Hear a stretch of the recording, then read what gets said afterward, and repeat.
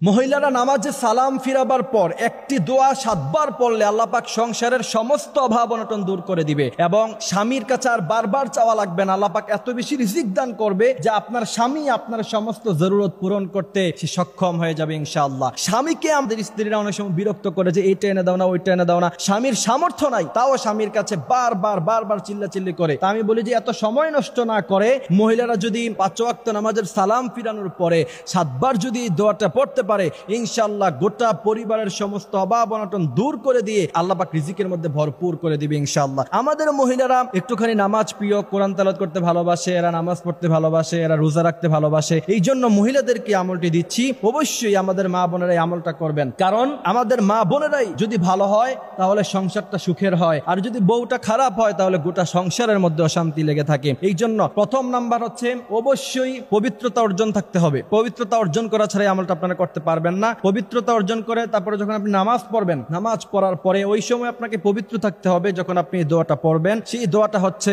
7 বার করে পড়বেন 5 ওয়াক্ত নামাজের পরে। ইয়া কাদিয়াল হাজাত, ইয়া কাদিয়াল হাজাত, স্পষ্টভাবে শুদ্ধভাবে লিখে নেবেন ইয়া কাদিয়াল হাজাত। এটা সুন্দরভাবে মুখস্থ করে লিখে নিয়ে তারপর ইনশাআল্লাহ আপনারা প্রত্যেক নামাজের পরে ইয়া কাদিয়াল হাজাত 7 বার করে পড়বেন এবং 3 বার পড়বেন আস্তাগফিরুল্লাহ রাব্বি মিন কুল্লি যামবি ওয়া আতুবু ইলাইহি লা হাওলা ওয়ালা কুওয়াতা ইল্লা বিল্লাহিল আলিয়্যিল আযীম। এই 3 বার আস্তাগফিরুল্লাহ পড়ার পরে ইয়া কাদিয়াল হাজাত পড়বেন। এরপরে দুরূদ ইব্রাহিম পড়বেন, দুরূদ শরীফ পড়বেন সাল্লাল্লাহু আলাইহি ওয়াসাল্লাম। নবী করিম সাল্লাল্লাহু আলাইহি ওয়াসাল্লাম বলেন মান সাল্লা আলাইয়া ওয়াহিদাতান সাল্লাল্লাহু আলাইহি আশারা, যেই ব্যক্তি একবার আমার উপরে দুরূদ পড়ে আমি আল্লাহ পাক তার উপরে 10 বার রহমত নাজিল করি। সুবহানাল্লাহি ওয়া বিহামদিহি সুবহানাল্লাহিল আযীম। এই জন্য অবশ্যই এই দুরূদ পড়ার পরে যখন আপনার উপরে রহমত নাজিল হবে তারপরে ইয়া কাদিয়াল হাজাত 7 বার পরে এরপরে আপনি আল্লাহর কাছে চাইবেন আর দোয়ার মধ্যে পড়বেন রব্বানা যালামনা আনফুসানা ওয়া ইল্লাম তাগফির লানা ওয়া তারহামনা লানাকুনান্না মিনাল খাসিরিন রব্বানা আতিনা ফিদ দুনিয়া হাসানা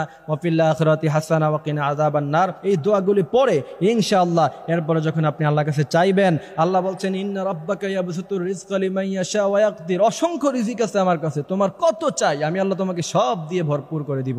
সুবহানাল্লাহি ওয়া বিহামদিহি সুবহানাল্লাহিল আযীম। আল্লাহ পাক আমাদেরকে আমলগুলি করার তৌফিক দান করুক, আমিন।